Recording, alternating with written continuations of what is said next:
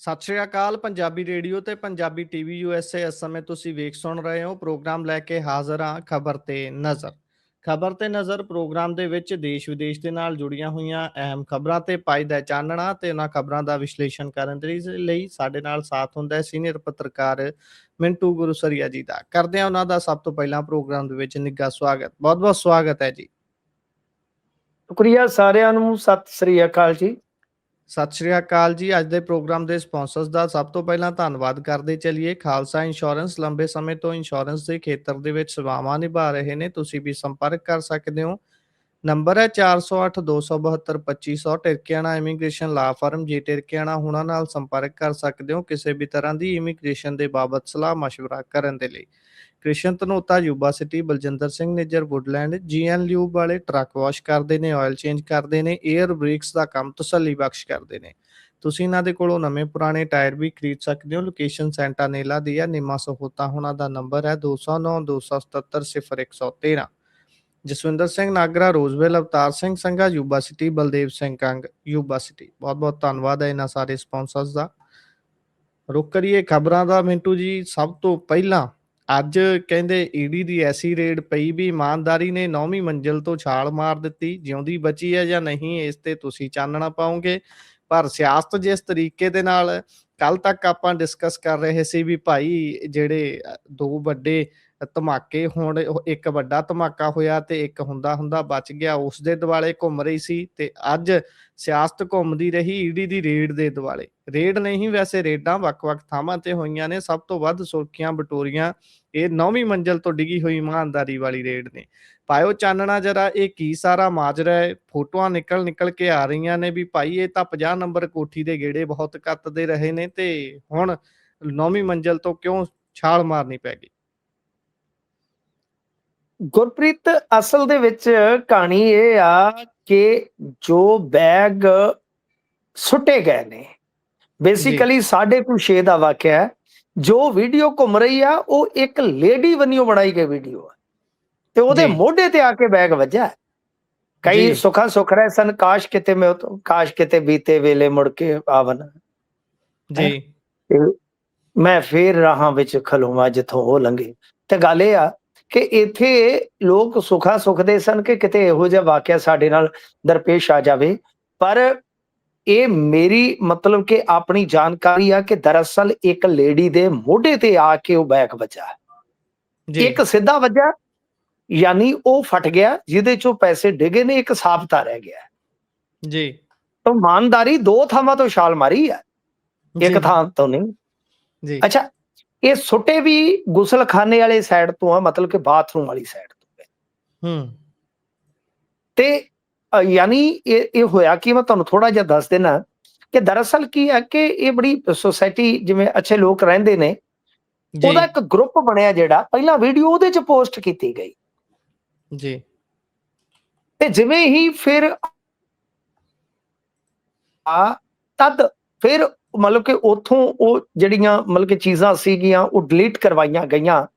ਤੇ ਫਿਰ ਕਿਤੇ ਜਾ ਕੇ ਈਡੀ ਬਾਅਦ ਚ ਪਹੁੰਚੀ ਹੈ। ਇਹਨਾਂ ਨੇ ਕਹਾਣੀ ਕੱਢ ਦਿੱਤੀ ਕਿ ਬੈਗ ਇੱਕ ਲੈ ਕੇ ਭੱਜ ਗਿਆ ਜੀ, ਇੱਕ ਲੱਭ ਗਿਆ, ਫਲਾਂ ਹੋ ਗਿਆ, ਟਮਕਾ ਹੋ ਗਿਆ। ਨਹੀਂ ਜੀ, ਕੁਝ ਨਹੀਂ।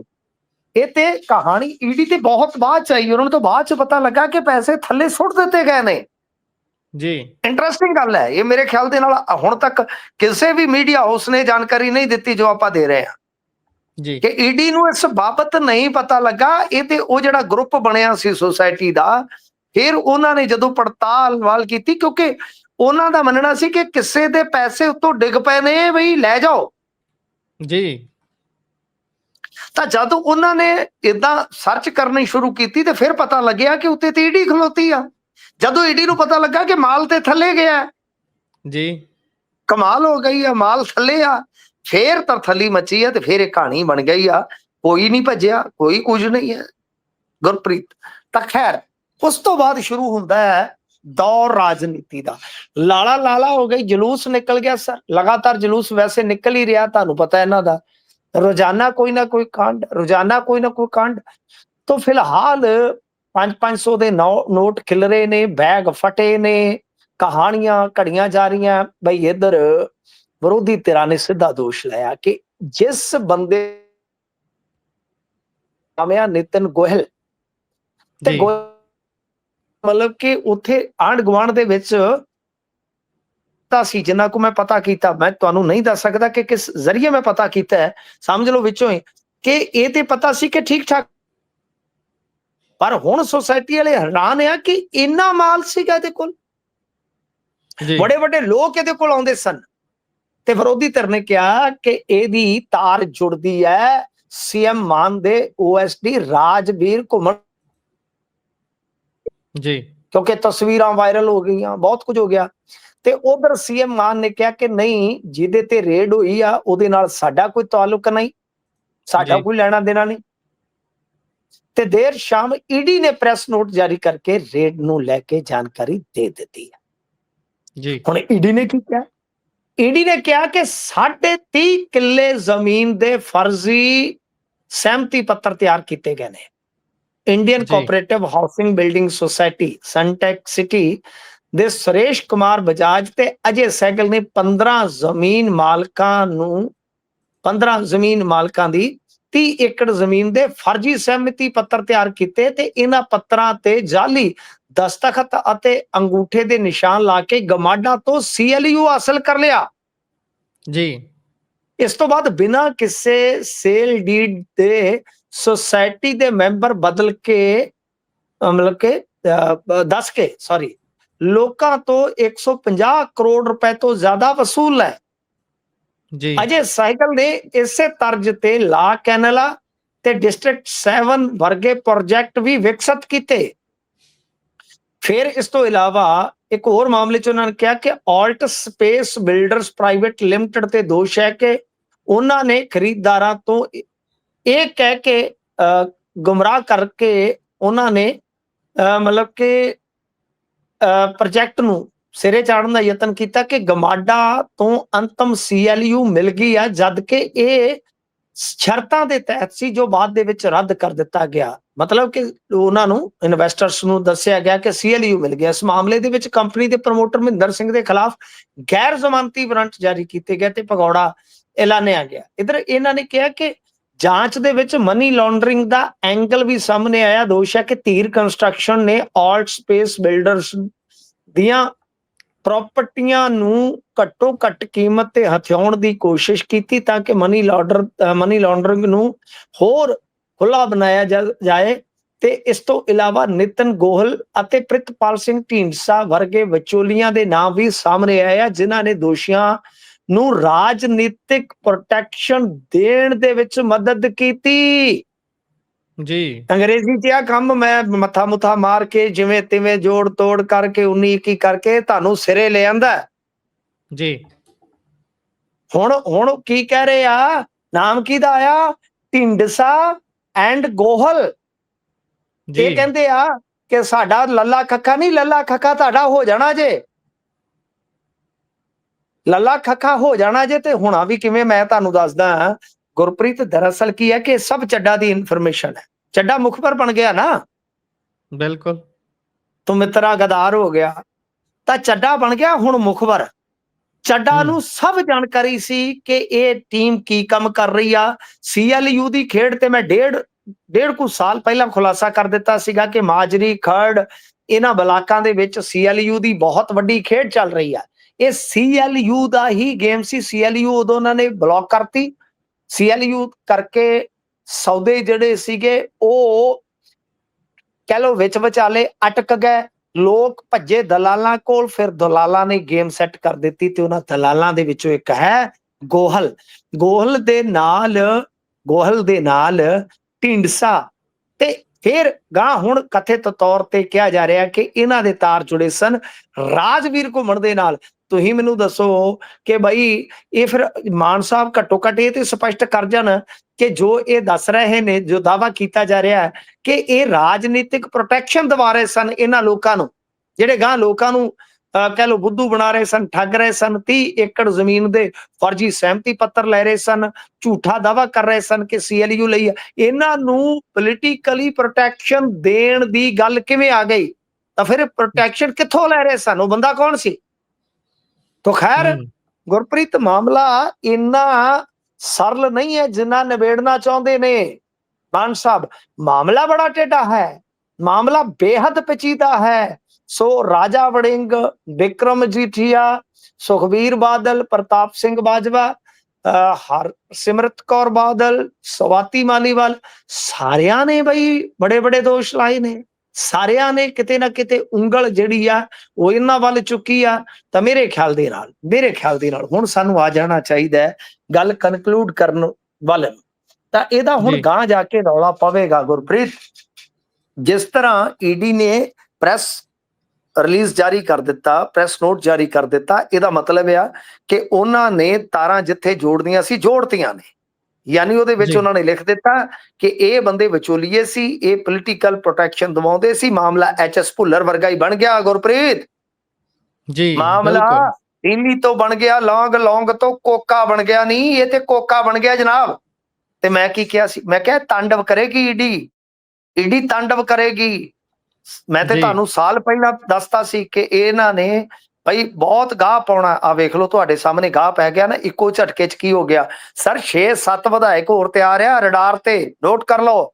6-7 ਵਿਧਾਇਕ, ਇੱਕ ਵਿਧਾਇਕ ਨਵੀਂ ਜਾਣਕਾਰੀ ਦੇ ਰਿਹਾ, ਇੱਕ ਵਿਧਾਇਕ ਜਾ ਕੇ ਰਿਜ਼ਿਊਮ ਦੇ ਆਇਆ ਭਾਜਪਾ ਨੂੰ, ਆਰਐਸਐਸ ਨੂੰ, ਕਿ ਦਾਸ ਤੁਹਾਡੇ ਲਈ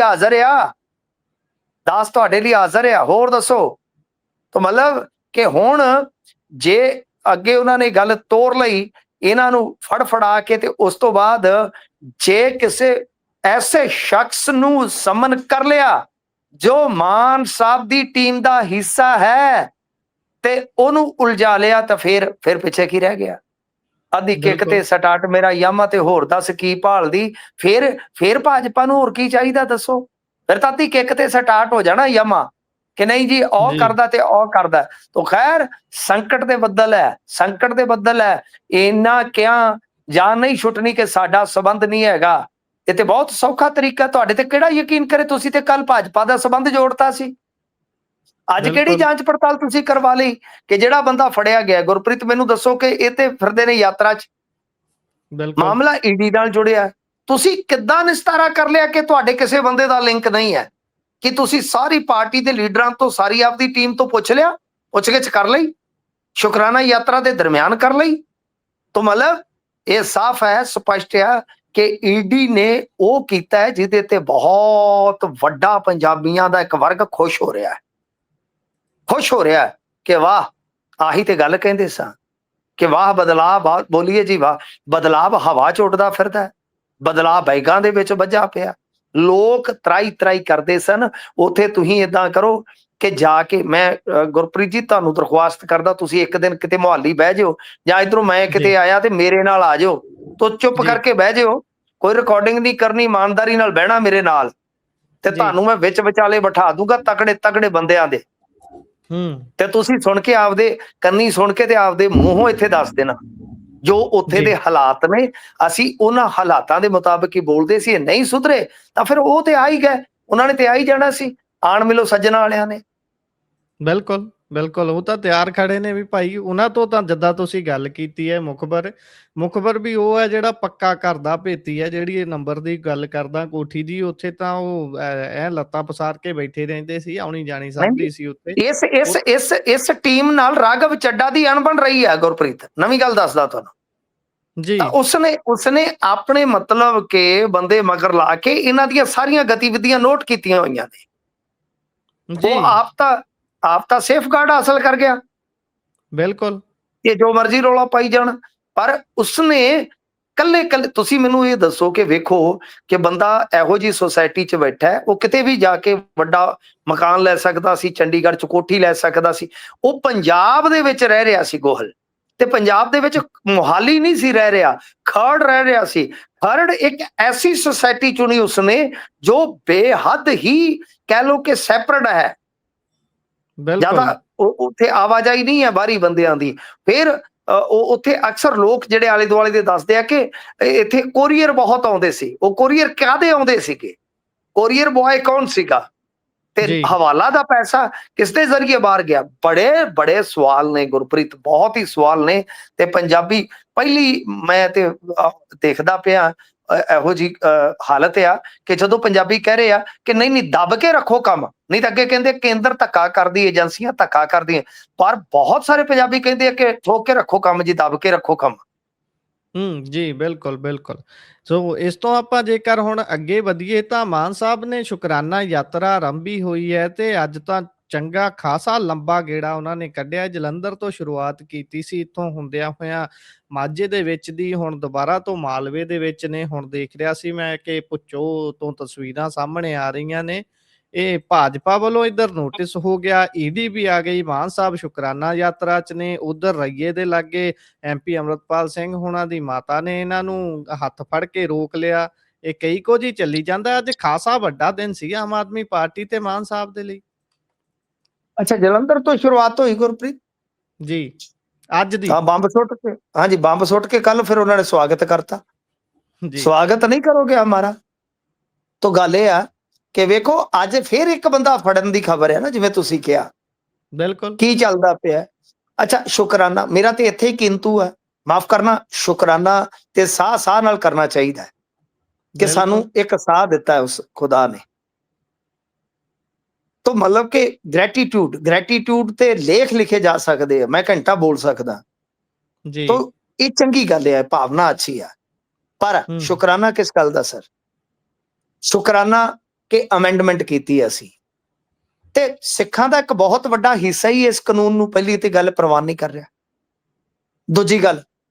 ਦੂਜੀ ਗੱਲ ਕਿ ਕਾਨੂੰਨੀ ਤੌਰ ਤੇ ਇਹ ਤੇ ਇਸ ਵੇਲੇ ਗੁੰਝਲ ਦੇ ਵਿੱਚ ਆ। ਫਰਜ਼ ਕਰੋ ਕੱਲ ਨੂੰ ਉਹ ਰੱਦ ਹੋ ਜਾਂਦਾ ਹੈ ਜਾਂ ਸਟੇ ਹੋ ਜਾਂਦਾ ਹੈ, ਤੇ ਜੀ, ਜਿਹੜਾ ਐਡਾ ਲੰਮਾ ਤੁਸੀਂ ਰੂਟ ਗਿਣਾਇਆ, ਇਹਦੇ ਤੇ ਜਿਹੜਾ ਪੈਸਾ ਫੁਕਿਆ ਟੈਕਸ ਪੇਅਰਸ ਦਾ, ਸਾਰੇ ਧਰਮਾਂ ਦਾ ਕਾਨੂੰਨ ਇਹਨਾਂ ਨੇ ਇੱਕ ਧਰਮ ਵਾਸਤੇ ਬਣਾਇਆ। ਟੈਕਸ ਪੇਅਰ ਬਿਲਕੁਲ। ਸਾਰੇ ਧਰਮਾਂ ਦਾ ਹੁੰਦਾ ਹੈ, ਕਿ ਜੀ, ਉਹ ਪੈਸਾ ਵਾਪਸ ਖਜ਼ਾਨੇ 'ਚ ਜਮ੍ਹਾਂ ਕਰਵਾਉਣਗੇ? ਵੱਡਾ ਸਵਾਲ ਹੈ, ਬੁਨਿਆਦੀ ਸਵਾਲ ਆ। ਫਿਰ ਦੂਜੀ ਗੱਲ, ਤੁਸੀਂ ਅਮਰਤਪਾਲ ਸਿੰਘ ਦੀ ਮਾਤਾ ਦੀ ਗੱਲ ਕੀਤੀ। ਅਮਰਤਪਾਲ ਸਿੰਘ ਦੀ ਮਾਤਾ ਮਿਲੇ ਆ, ਬਹੁਤ ਜੁਰਤ ਦਿਖਾਈ ਉਹਨਾਂ ਨੇ। ਮੈਂ ਸਮਝਦਾ ਬਿਲਕੁਲ। ਸੀਐਮ ਦੇ ਕਾਫਲੇ 'ਚ ਏਦਾਂ ਵੜਨਾ, ਏਦਾਂ ਨਾਰੇ ਲਾਉਣੇ, ਮਿਲਣਾ, ਪਰ ਅਮਰਤਪਾਲ ਸਿੰਘ ਦੀ ਮਾਤਾ ਦਾ ਹੱਥ ਫੜ ਕੇ ਤੇ ਜਦੋਂ ਉਹਨਾਂ ਨੇ ਕੁਝ ਕਿਹਾ, ਬਿਲਕੁਲ ਝਟਕ ਦੇਣਾ, ਇਹ ਮੈਨੂੰ ਥੋੜਾ ਜਿਹਾ ਦੇਖੋ, ਮਾਂ ਹੁੰਦੀ ਆ ਗੁਰਪ੍ਰੀਤ। ਬਿਲਕੁਲ, ਉਹਨਾਂ ਨੇ ਅਮਰਤਪਾਲ ਗੱਲ ਸਿੰਘ ਹੀ ਦੀ ਇੱਥੋਂ ਮਾਂ ਸ਼ੁਰੂ ਵੀ ਕੀਤੀ ਹੈ। ਉਹਨਾਂ ਨੇ ਇੱਥੋਂ ਹੀ ਗੱਲ ਸ਼ੁਰੂ ਕੀਤੀ ਵੀ ਤੁਸੀਂ ਵੀ ਕਿਸੇ ਦੇ ਪੁੱਤ ਹੋ। ਬਿਲਕੁਲ ਅਮਰਤਪਾਲ ਸਿੰਘ ਦੇ ਨਾਲ ਵਖਰੇਵੇਂ ਹੋ ਸਕਦੇ। ਅਮਰਤਪਾਲ ਸਿੰਘ ਦੀ ਮਾਂ ਵੀ ਸਾਡੀ ਮਾਂ ਹੈ, ਬਿਲਕੁਲ। ਕਿਸੇ ਦੀ ਮਾਵਾਂ 'ਚ ਕੋਈ ਫਰਕ ਨਹੀਂ ਹੁੰਦਾ। ਮਾਵਾਂ ਦੇ ਦਿਲ ਪੁੱਤਾਂ ਲਈ ਧੜਕਦੇ ਆ ਹਮੇਸ਼ਾ। ਗੱਲ ਅਸਲ 'ਚ ਇਹ ਆ ਕਿ ਬਈ ਤੁਹਾਨੂੰ ਭਰੋਸਾ ਦੇਣਾ ਚਾਹੀਦਾ ਸੀਗਾ ਕਿ ਮਾਤਾ ਜੀ ਕੋਈ ਗੱਲ ਨਹੀਂ, ਤੁਸੀਂ ਗਾਂ ਆ ਕੇ ਮਿਲ ਲਓ ਜਾਂ ਫ੍ਰੀ ਟਾਈਮ 'ਚ ਮੈਨੂੰ ਆ ਕੇ ਮਿਲ ਲਓ ਜਦੋਂ ਮਰਜ਼ੀ। ਤੁਸੀਂ ਮੈਨੂੰ ਭਰੋਸਾ ਬਿਲਕੁਲ। ਦੇ ਦਿਓ, ਮੈਂ ਤੁਹਾਨੂੰ ਭਰੋਸਾ ਦੇਣਾ, ਤੁਸੀਂ ਮੈਨੂੰ ਭਰੋਸਾ ਦਵਾ ਦਿਓ ਕਿ Amritpal Singh law and order ਦੇ ਵਿੱਚ ਕੋਈ ਡਿੱਕਾ ਅੜਚਨ ਨਹੀਂ ਡਾਏਗਾ, ਰਾਹ ਨਿਕਲ ਆਉਂਦਾ। ਜਾਂ ਬਿਲਕੁਲ। ਤੁਸੀਂ ਕਹਿ ਦਿਓ ਕਿ ਬਈ ਪੰਜਾਬ 'ਚ ਨਹੀਂ ਲਿਆ ਸਕਦੇ ਮਾਤਾ, ਦਿੱਲੀ ਲਿਆ ਕੇ ਬੰਦ ਕਰਾ ਦਈਏ। ਮੈਨੂੰ ਲੱਗਦਾ ਕਿ ਅਮਰਤਪਾਲ ਸਿੰਘ ਦੀ ਫੈਮਿਲੀ ਨੇ ਇਹਦੇ ਤੇ ਧੰਨਵਾਦ ਕਰ ਦੇਣਾ ਸੀ ਬਿਲਕੁਲ, ਕਿ ਰਾਜੀ ਬਈ ਹੋ ਸਕਦੇ ਆ। ਵਾਕਿਆ ਤੁਸੀਂ ਸ਼ੁਕਰਾਨਾ ਯਾਤਰਾ ਤੇ ਨਿਕਲੇ ਹੋ, ਘੱਟੋ ਘੱਟ 200-300 ਕਿਲੋਮੀਟਰ ਦੇ ਏਰੀਏ 'ਚ ਤੇ ਲੈ ਆਂਦਾ, ਜਾਂ ਹਰਿਆਣੇ 'ਚ ਹੀ ਬੰਦ ਕਰ ਦਿਓ ਲਿਆ ਕੇ। ਰੱਖਣਾ ਤੇ ਜੇਲ੍ਹ 'ਚ ਆ। ਮੈਨੂੰ ਦੱਸੋ ਕਿਹੜਾ ਅਮਰਤਪਾਲ ਸਿੰਘ ਨੇ ਇੱਥੇ ਨਿਊ ਮੁੱਲਾਪੁਰ ਵਾਲੇ ਸਟੇਡੀਅਮ ਦੇ ਵਿੱਚ IPL ਵੇਖਣ ਜਾਣਾ? ਬਿਲਕੁਲ। ਰਹਿਣਾ ਤੇ ਜੇਲ੍ਹ ਦੇ ਵਿੱਚ ਹੀ ਆ। ਇੱਕ ਮੈਂਬਰ ਪਾਰਲੀਮੈਂਟ ਹੈ, ਜੇ ਉਹਨੂੰ ਦਿੱਲੀ 'ਚ ਹੀ ਲਿਆ ਕੇ ਤੁਸੀਂ ਰਾਜਧਾਨੀ 'ਚ ਬੰਦ ਕਰ ਦਿਓ ਤਾਂ ਕਿੱਡੀ ਗੱਲ ਹੈ, ਪਰਿਵਾਰ ਤੇ ਕੋਈ ਸੌਖਾ ਹੋ ਜਾਏ। ਜੀ।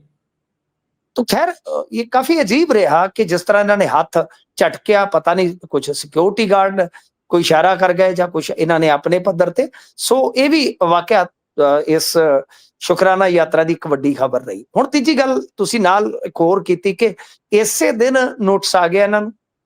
बिल्कुल। हुण देखो भाजपा ने अल्टीमेटम दे दिता कि जां ते मान साहब माफी मंग लो, ते जे जी। माफी वीर बन गए तो इन्हां दा हाल ते बुरा हो जाएगा। केजरीवाल ने अगे जी। मजीठीए तो माफी मंगी सी, वेख्या ना। ते हुण जे माफी नहीं मंगते उन्होंने माणा नहीं केस कर देना इन्हां ते। ते फिर जी। खटिया की खटिया मैं तेरी हीर बन के। तो गल ये आ कि आंदे हुंदे आ कि बहुती लम्मी जीभ ते छेती मौत, जी। कहावत है पंजाबी। तो बई तुसीं खटिया की आ? इन्नी काली दे विच बयान, ਇੰਨੀਆਂ ਤੁਸੀਂ ਗੱਲਾਂ ਹੋਸ਼ੀਆਂ ਕਰਦੇ ਹੋ, ਉਹਨਾਂ ਨੇ ਹੁਣ ਤੁਹਾਨੂੰ ਘੇਰ ਲਿਆ। ਅੱਛਾ ਤੁਸੀਂ ਵੇਖੋ ਕਿ ਕਿੰਨੇ ਬੜੇ ਬੜੇ ਰਿਐਕਸ਼ਨ ਆਏ, ਕਿੰਨੇ ਬੜੇ ਬੜੇ ਲੀਡਰਾਂ ਦੇ ਤਾਂ ਉਹ ਸਾਰੇ ਭਾਜਪਾ ਦੇ ਹੱਕ 'ਚ ਭੁਗਤ ਰਹੇ ਆ। ਬਿਲਕੁਲ। ਡੀਜੀਪੀ ਦੀ ਕੰਟਰਾਡਿਕਸ਼ਨ ਉਹਨਾਂ ਦੇ ਹੱਕ 'ਚ ਭੁਗਤ ਗਈ, ਤਾਂ ਫਿਰ ਜੀ, ਵੱਡਾ ਭਾਜਪਾ ਨੂੰ ਵੱਡਾ ਕੌਣ ਕਰ ਰਿਹਾ ਬਈ? ਤੇ ਮੈਂ ਇੱਕ ਗੱਲ ਤੁਹਾਨੂੰ ਗੁਰਪ੍ਰੀਤ ਜੀ ਕਹਿਣਾ ਵਾ, ਅੱਜ ਵੀ ਕਹਿਣਾ, ਜੀ। ਮੇਰੀ ਗੱਲ ਲਿਖ ਕੇ ਰੱਖ ਲਿਓ, ਇਹ ਅੱਖਾਂ 'ਚ ਘਸੁੰਨ ਦੇ ਕੇ ਰੋਣਗੇ ਜਿੱਦਣ ਭਾਜਪਾ ਨੇ ਇੱਥੇ ਦਮ ਦਿਖਾ ਦਿੱਤਾ ਨਾ। ਇਹਨਾਂ ਨੇ ਤੇ ਵੈਸੇ ਹੁਣ ਕਰ ਹੀ ਦਿੱਤਾ ਹੈ। ਉਹਨਾਂ ਨੂੰ ਤੁਸੀਂ ਵੇਖੋ, ਅੱਜ ਕੋਈ ਕਾਂਗਰਸ ਦੀ ਗੱਲ ਨਹੀਂ ਕਰਦਾ, ਅੱਜ ਅਕਾਲੀਆਂ ਦੀ ਗੱਲ ਨਹੀਂ ਕਰਦਾ, ਕਿੱਥੇ ਸੁਖਬੀਰ ਬਾਦਲ ਆ, ਕਿੱਥੇ ਰਾਜਾ ਵੜਿੰਗਾ, ਕਿਸੇ ਨੂੰ ਕੋਈ ਪਤਾ ਹੀ ਨਹੀਂ ਹੈ। ਜੀ, ਜਿਹਨੂੰ ਬਿਲਕੁਲ। ਪੁੱਛੀਏ, ਬਾਜ਼ਾਰ ਦੇ ਵਿੱਚ ਚਲੇ ਜਾਓ, ਇੱਧਰ ਤੁਸੀਂ ਕਿਤੇ ਜਿਮ ਦੇ ਵਿੱਚ ਚਲੇ ਜਾਓ, ਕੈਫੇ 'ਚ ਬਹਿ ਜਾਓ, ਪਿੰਡਾਂ 'ਚ ਆ ਜਾਓ, ਹਰ ਪਾਸੇ ਉਹ ਗੱਲ ਹੁੰਦੀ ਆ ਕਿ ਭਾਜਪਾ ਚੜੀ ਆਉਂਦੀ ਆ। ਤੇ ਇਹਨਾਂ ਨੇ ਬੇੜਾ ਗਰਕ ਕਰਕੇ ਰੋਣਾ ਜੇ ਭਾਜਪਾ ਆ ਗਈ। ਮੇਰੀ ਗੱਲ ਸ਼ਰਤੀਆ ਹੈ, ਉਹਨੇ ਇਹ ਨਾ ਖੇਤਰੀ ਰਾਜਨੀਤੀ ਛੱਡਣੀ ਆ, ਨਾ ਇਹ ਬੰਦਿਆਂ ਨੂੰ ਖੁੱਲ ਕੇ ਤੁਰਨ ਦੇਣਾ। ਇਹਨਾਂ ਨੂੰ ਇੱਕ ਕਿਸਮ ਦੇ ਆਪਦੇ ਜੌਕਰ ਬਣਾ ਦੇਣਗੇ। ਬਿਲਕੁਲ, ਇਹ ਬਣੀ ਬਣਾਈ ਕਿਤੇ ਟੀਮ ਨਾ ਉੱਧਰ ਦੇ ਦੇਣ ਵੀ ਭਾਈ ਲਓ ਹੁਣ ਲੋਗੋ ਚੇਂਜ ਕਰ ਲੈਂਦੇ ਆ ਸਿੱਧੂ ਦੇ ਗੀਤ ਵਾਂਗੂ, ਉਹ ਕੰਮ ਨਾ ਹੋ ਜਾਵੇ। ਬਿਲਕੁਲ ਕੰਟਰਾਡਿਕਸ਼ਨ ਜਿਹੜੀ ਇਹਨਾਂ ਦੀ ਡੀਜੀਪੀ ਦੇ ਬਿਆਨ ਦੇ ਨਾਲ ਹੋਈ, ਉਹ ਐਡੀ ਵੱਡੀ ਸਾਬਤ ਹੋਈ ਕਿ ਅੱਜ ਨੋਟਿਸ, ਤੇ ਉਸ ਤੋਂ ਬਾਅਦ ਇੱਕ ਹੋਰ ਵੀ ਹੈ ਨਾ ਵੀ ਐਡੀ ਵੱਡੀ ਨਲਾਇਕੀ ਵਾਲੇ ਬਿਆਨ ਦੇਣ ਤੋਂ ਬਾਅਦ ਕੋਈ ਪਛਤਾਵਾ ਨਹੀਂ ਹੈ, ਕੋਈ ਹੋਰ ਗੱਲ ਨਹੀਂ ਹੈ, ਬਸ ਸਿੱਧਾ ਕੰਮ ਖਿੱਚੀ ਤੁਰੀ ਆਉਂਦੇ ਆ ਵੀ ਭਾਈ ਫਲਾਨਾ ਐ ਤੇ ਟਮਕਾਨਾ ਐ। ਖੈਰ, ਅੱਗੇ ਇਹ ਵਧੀਏ। ਸ਼ਾਇਦ ਇਹਨਾਂ ਨੂੰ ਵਿਸ਼ਵਾਸ ਹੈ ਕਿ ਕੋਈ ਗੱਲ ਨਹੀਂ, ਮੈਂ ਇੱਕ ਦਿਨ ਇਹਨਾਂ ਦੇ ਨਾਲ ਰਲ ਹੀ ਜਾਣਾ, ਕੋਈ ਗੱਲ ਨਹੀਂ, ਹੋ ਜਾਣਾ ਨੋਟਿਸ। ਜੇ ਮੈਂ ਇਹਨਾਂ ਦਾ ਹੋ ਗਿਆ ਤੇ ਫਿਰ ਤੇ ਭਾਜਪਾ ਨੇ ਕੁਝ ਵੀ ਨਹੀਂ ਕਹਿਣਾ। ਤੇ ਅੱਜ ਇਸ ਜੀ, ਤਰ੍ਹਾਂ ਈਡੀ ਘੇਰਾ ਪਾ ਰਹੀ ਆ, ਕੋਈ ਪਤਾ ਨਹੀਂ, ਥੱਕ ਥਈਆ ਚੱਕ ਥਈਆ ਹੋ ਜਾਵੇ, ਕੋਈ ਪਤਾ ਇਹ ਨਹੀਂ ਬੀ ਹੈ ਜੀ।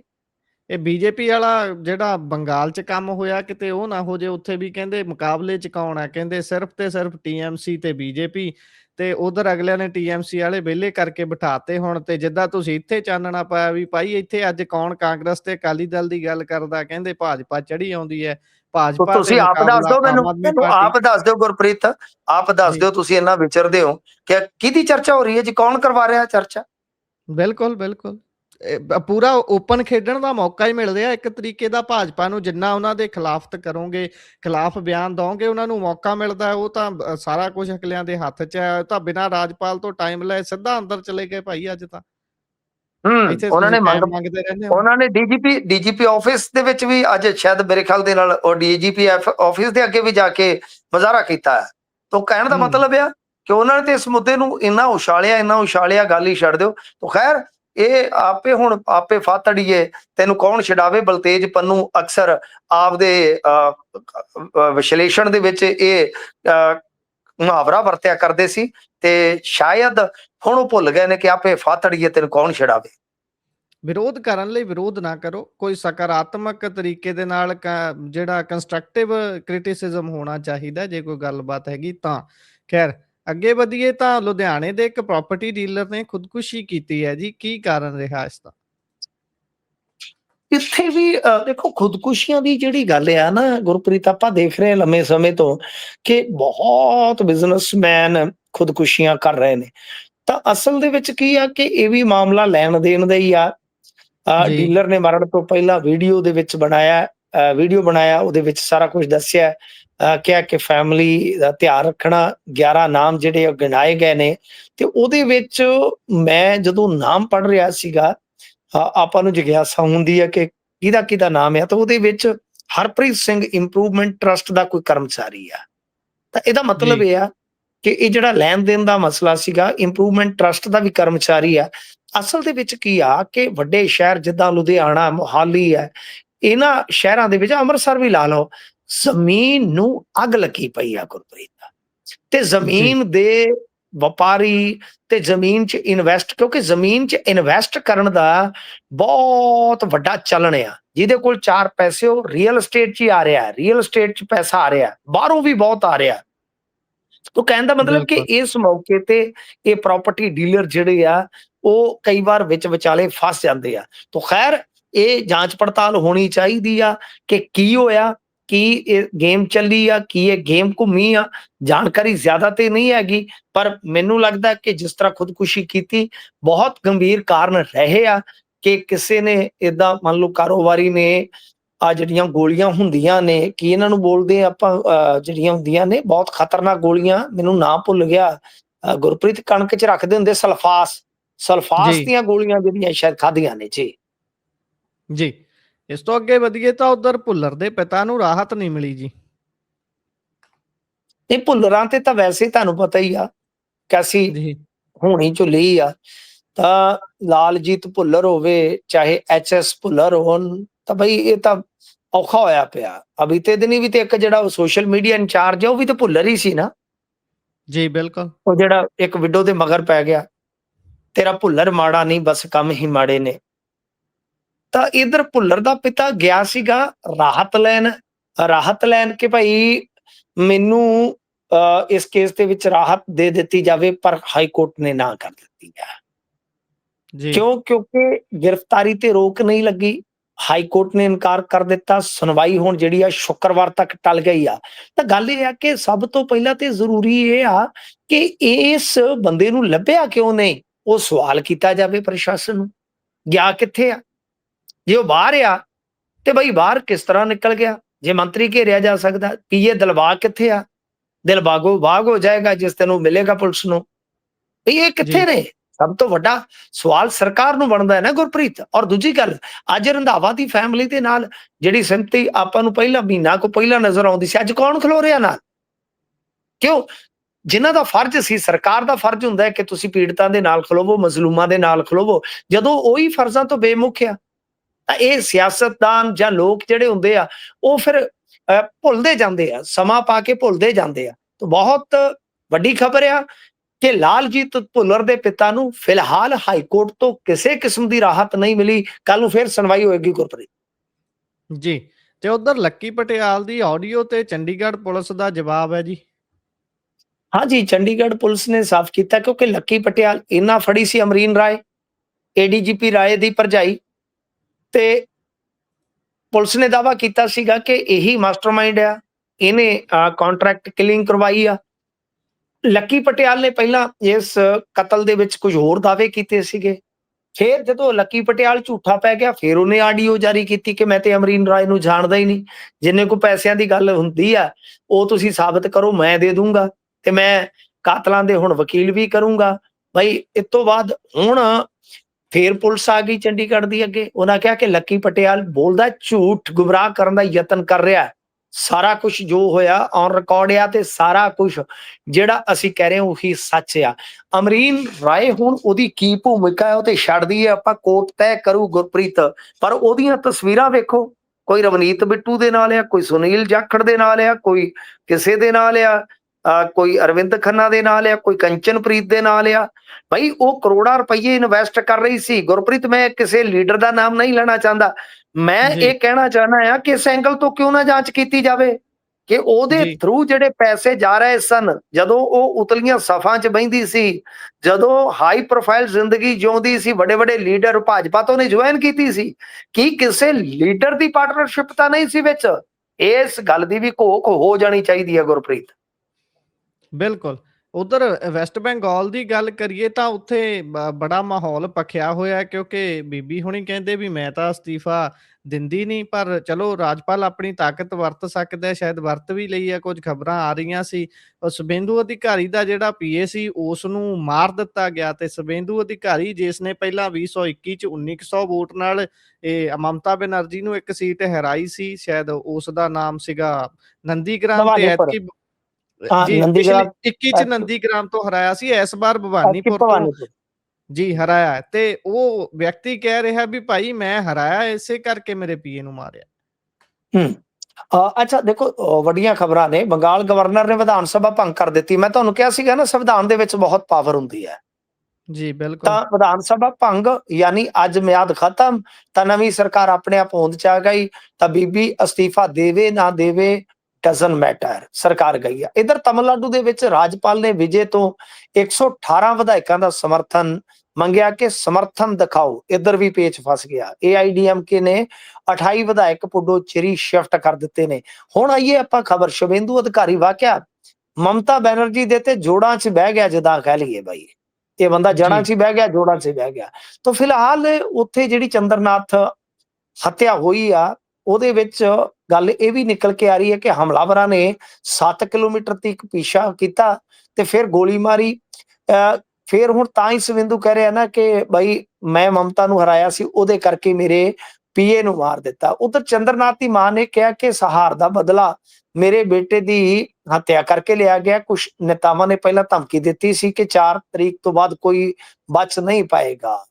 ਪੋਸਟਮਾਰਟਮ ਜੀ, ਰਿਪੋਰਟ ਆ ਗਈ ਹੈ ਜਿਹਦੇ ਵਿੱਚ ਜਿਹੜਾ ਚੰਦਰ ਉਹਦੇ ਤੇ ਜੋ ਫਾਇਰ ਵੱਜੇ ਨੇ ਸ਼ਾਇਦ ਦੱਸਦੇ ਆ ਕਿ ਕਾਫੀ ਗੋਲੀਆਂ ਜਿਹੜੀਆਂ ਨੇੜਿਓਂ ਮਾਰੀਆਂ ਗਈਆਂ ਘੇਰ ਕੇ। ਜੀ, ਤੋ ਖੈਰ ਇਹ ਜਿਹੜਾ ਇਸ ਵੇਲੇ ਦਾ ਵੱਡਾ ਆਪਾਂ ਕਹਿ ਲਈਏ ਕਿ ਉੱਥੇ ਖਪਖਾਨਾ ਪਿਆ ਖਲੋਤਾ ਹੈ। ਸੱਤਾ ਪਰਿਵਰਤਨ ਤੋਂ ਬਾਅਦ ਕੋਈ ਬਲਡੋਜ਼ਰ ਚਲਾ ਰਿਹਾ, ਕੋਈ ਕੁੜੀਆਂ ਛੇੜ ਰਿਹਾ, ਕੋਈ ਕੁਝ ਕਰ ਰਿਹਾ, ਕੋਈ ਕੁਝ ਕਰ ਰਿਹਾ। ਮਤਲਬ ਇਹਦੇ ਚ ਠੀਕ ਆ ਕਿ ਮੈਂ ਸਮਝਦਾ ਕਿ ਚੰਦਰਨਾਥ ਦੀ ਹੱਤਿਆ ਕਰਨ ਵਾਲਿਆਂ ਨੂੰ ਸਖਤ ਤੋਂ ਸਖਤ ਸਜ਼ਾ ਦਿੱਤੀ ਜਾਵੇ, ਪਰ ਅੱਜ ਉਹਦੀ ਮਾਂ ਨੇ ਇਹ ਵੀ ਕਿਹਾ ਕਿ ਮੈਂ ਕਿਸੇ ਨੂੰ ਫਾਂਸੀ ਤੇ ਨਹੀਂ ਵੇਖਣਾ ਚਾਹੁੰਦੀ, ਉਹ ਵੀ ਕਿਸੇ ਦਾ ਪੁੱਤ ਹੋਏਗਾ, ਪਰ ਉਮਰ ਕੈਦ ਜ਼ਰੂਰ ਹੋਣੀ ਚਾਹੀਦੀ ਹੈ। ਮੇਰਾ ਇਹ ਵੀ ਕਹਿਣਾ ਹੈ ਕਿ ਜੇ ਮੰਨ ਲਓ ਟੀਐਮਸੀ ਵਾਲਿਆਂ ਨੇ ਕੀਤੀ ਹੈ ਤਾਂ ਉਹਨਾਂ ਨੂੰ ਸਜ਼ਾ ਮਿਲੇ, ਪਰ ਜਿਹੜੀ ਉੱਥੇ ਇੰਨੀ ਸੁਰੱਖਿਆ ਦਸਤਿਆਂ ਦੀ ਨਫਰੀ ਲੱਗੀ ਆ ਤੇ ਇਹ ਜਿਹੜੇ ਕੋਈ ਬਲਡੋਜ਼ਰ ਦੇ ਨਾਲ ਢਾ ਰਹੇ ਆ, ਲੜਕੀਆਂ ਛੇੜ ਰਹੇ ਆ, ਮਤਲਬ ਕਿ ਕੁੱਟ ਰਹੇ, ਮਾਰ ਰਹੇ ਆ, ਇਹ ਕਿਹਦੇ ਸ਼ਹਿ ਤੇ ਕਰ ਰਹੇ ਆ, ਇਹ ਵੀ ਇੱਕ ਜਾਂਚ ਦਾ ਵਿਸ਼ਾ ਹੈ ਜੀ। ਬਿਲਕੁਲ ਜਾਂਚ ਦਾ ਵਿਸ਼ਾ ਹੈ, ਜਾਂਚ ਹੋਣੀ ਚਾਹੀਦੀ ਹੈ। ਅੰਤ ਦੇ ਵਿੱਚ ਜਾਂਦੇ ਜਾਂਦੇ ਚਾਨਣਾ ਪਾ ਦਈਏ ਕਿ ਅਮਨ ਅਰੋੜਾ ਹੋਣਾ ਦਾ ਜਿਹੜਾ ਨਾਮ ਵੱਖ-ਵੱਖ ਮੀਡੀਆ ਅਦਾਰਿਆਂ ਦੇ ਵਿੱਚ ਆ ਰਿਹਾ ਵੀ ਭਾਈ ਉਹਨਾਂ ਦੇ ਕਰੀਬੀ ਤੇ ਰੇਡ ਹੋਈ ਹੈ, ਤੇ ਉਹਨਾਂ ਨੇ ਟਵੀਟ ਕੀਤੀ ਹੈ ਇਸ ਤੇ ਥੋੜਾ ਚਿਰ ਪਹਿਲਾਂ। ਉਹ ਪੰਜਾਬੀ ਚ ਪੜ੍ਹ ਕੇ ਦੱਸ ਦਿੰਦੇ ਆ। ਕਹਿੰਦੇ ਵੀ ਮੈਂ ਮੀਡੀਆ ਰਿਪੋਰਟਾਂ ਤੋਂ ਮੈਨੂੰ ਪਤਾ ਲੱਗਿਆ ਕਿ ਅੱਜ ਈਡੀ ਦੇ ਛਾਪਿਆਂ 'ਚ ਮੇਰਾ ਨਾਮ ਆਇਆ ਹੈ। ਮੇਰੀ ਪੂਰੀ ਜ਼ਿੰਦਗੀ ਸੀ, ਹੈ ਤੇ ਹਮੇਸ਼ਾ ਸੱਚੀ ਰਹੇਗੀ। ਅਜਿਹੇ ਝੂਠੇ ਪ੍ਰਚਾਰ ਅੱਗੇ ਝੁਕਣ ਵਾਲਾ ਨਹੀਂ ਹਾਂ। ਇਹ ਉਹਨਾਂ ਦਾ ਪੱਖ ਹੈ, ਆਪਣਾ ਉਹਨਾਂ ਨੇ ਰੱਖਿਆ, ਜਿਹੜਾ ਆਪਾਂ ਤੁਹਾਡੇ ਨਾਲ ਸਾਂਝਾ ਕੀਤਾ। ਖੈਰ ਬਾਕੀ ਆਉਣ ਵਾਲੇ ਦਿਨਾਂ 'ਚ ਪਤਾ ਲੱਗੂ, ਕੇਸ ਪਾ ਪੈਂਦੀ ਹੈ। ਖੈਰ ਇਸੇ ਦੇ ਨਾਲ ਪ੍ਰੋਗਰਾਮ ਦਾ ਸਮਾਂ ਇੱਥੇ ਸਮਾਪਤ ਹੁੰਦਾ ਹੈ। ਤੁਸੀਂ ਜੁੜੇ ਜਾਣਕਾਰੀਆਂ ਸਾਂਝੀਆਂ ਕੀਤੀਆਂ, ਬਹੁਤ ਬਹੁਤ ਧੰਨਵਾਦ ਜੀ।